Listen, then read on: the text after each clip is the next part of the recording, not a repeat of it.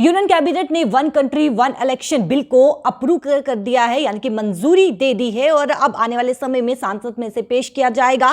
कितना विरोध इस पर देखने को मिलता है या फिर सांसद से भी ये बिल जो है वो पास होता है, वो आने वाले समय में देखने को मिलेगा। लेकिन इसी पर बातचीत करने के लिए समय हमारे साथ नेशनल कॉन्फ्रेंस के रीजनल सेक्रेटरी शेख बशीर अहमद जी समय हमारे साथ मौजूद हैं। ये इसको बिल को किस तरीके से देखते हैं सर?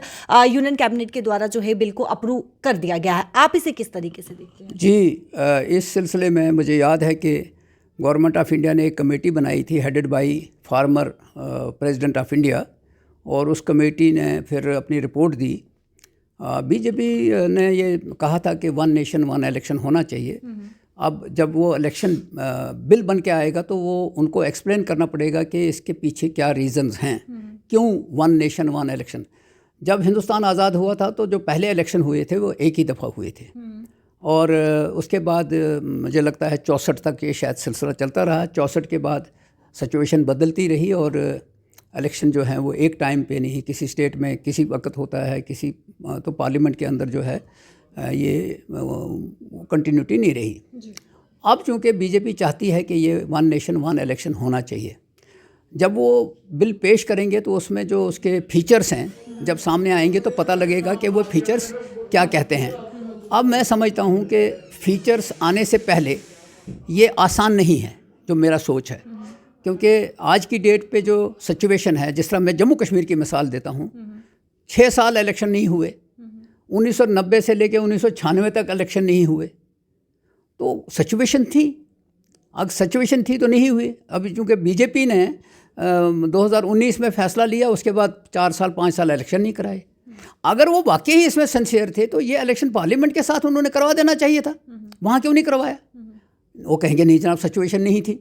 इसी तरह बहुत सी जो आप देखेंगे नॉर्थ ईस्टर्न स्टेट में क्या हो रहा है। इंडिया एक बहुत बड़ा मुल्क है, यहाँ सिचुएशन बदलती रहती है, तो मुझे नहीं लगता इतना आसान। नेशनल कॉन्फ्रेंस को क्या लगता है कि इससे क्या नुकसान वो दिखती है? मैं नुकसान की बात नहीं करता हूँ। जब सैलेंट फीचर्स इसके आ जाएंगे, अगर उसमें कोई मुल्क को फ़ायदा हो सकता है तो हमें कोई एतराज़ नहीं है। लेकिन क्योंकि इसमें पॉलिटिक्स इन्वॉल्व है, जब मैं आपको मिसाल बताता हूँ कि अगर बीजेपी वाले सिंसियर थे वन इलेक्शन वन नेशन, तो जब पार्लियामेंट के इलेक्शन हुए थे जम्मू कश्मीर में तो असेंबली के इलेक्शन क्यों नहीं कराए?